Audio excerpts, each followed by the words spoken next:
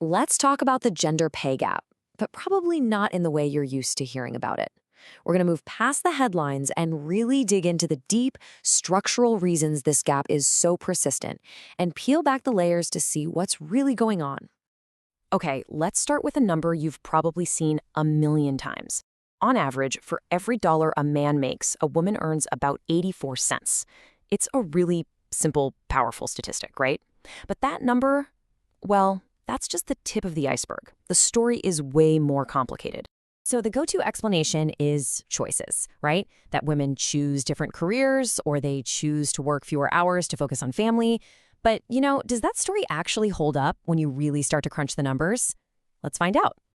All right, so if we're going to seriously test this whole choice theory, we need a perfect experiment. We need to find a group of men and women who start their careers on a totally level playing field. And believe it or not, economists found the perfect one. They looked at MBA graduates from one of the best business schools on the planet.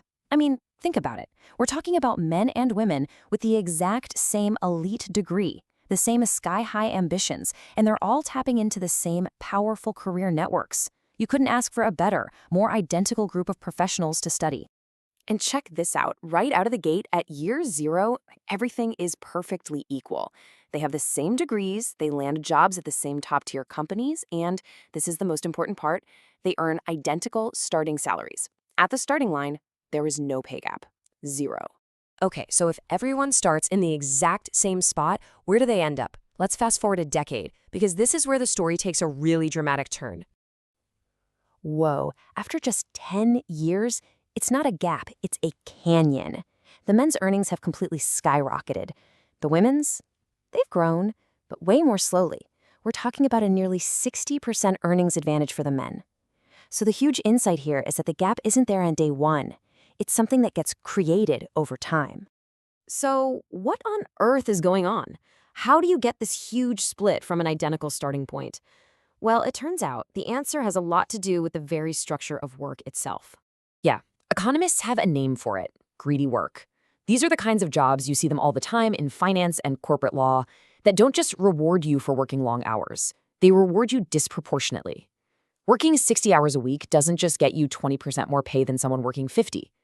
Nope, it might get you 50% more.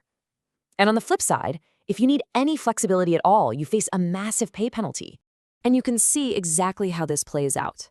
Men are just more likely to put in those non-stop, extreme hours and collect those huge wage premiums. Women who, let's be real, still shoulder more of the family work, are more likely to need just a little bit of flexibility. And for even a small reduction in hours, they get hit with this huge penalty. The system itself, the structure of work, is what's creating the gap. Okay, but what about the women who don't have kids, who work the same crazy hours? That's a great question. To answer that, we have to go even deeper, using some incredibly powerful data that actually links employees directly to the firms they work for.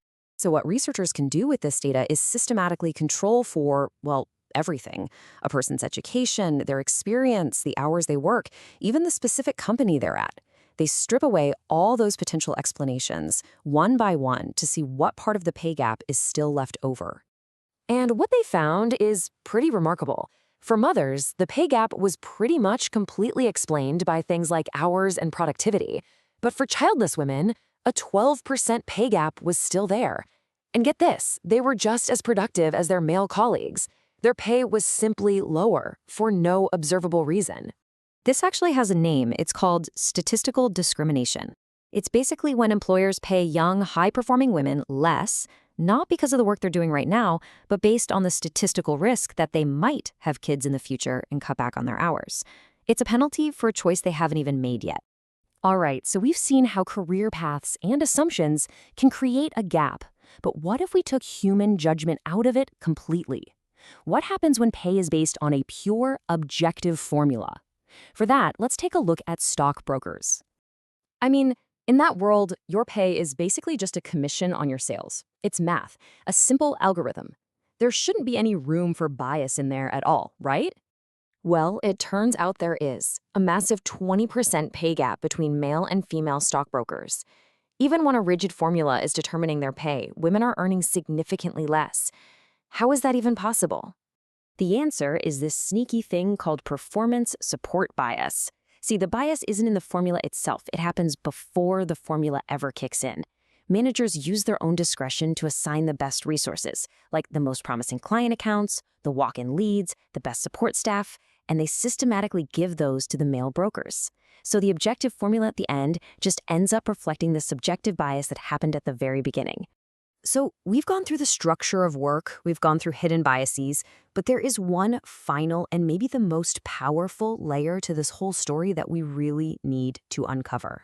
If you can't fully explain the pay gap at the very highest executive levels by looking at company size or tenure or rank, then what's the missing piece of the puzzle? The answer actually comes from comparing executives across dozens of different countries. Just look at this. A massive study found that all the traditional economic factors, firm size and executives' rank, all that stuff, could only explain about 44% of the pay gap. But when they added in one more variable, a country's general cultural attitude towards women in the workforce, the model's ability to explain the gap just skyrocketed to 95%. And that leads to a pretty staggering conclusion. The single biggest driver of the executive pay gap isn't just economics in a vacuum. It's the cultural context that all those economic decisions are made in. A society's beliefs about gender roles are literally reflected in corporate paychecks.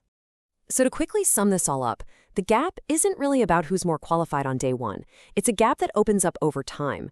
It's driven by workplace structures that punish flexibility, by biases that affect even the most productive childless women, and even by supposedly objective pay systems that have bias built into them from the start. And all of this leaves us with a final, really crucial question. If the pay gap is this deeply woven into the very fabric of how we work, and even the societies we live in, what does it truly take to unbake it? What you should take away from this is the sheer scale of the challenge. How do you even begin to redesign systems that were fundamentally built on these unequal foundations?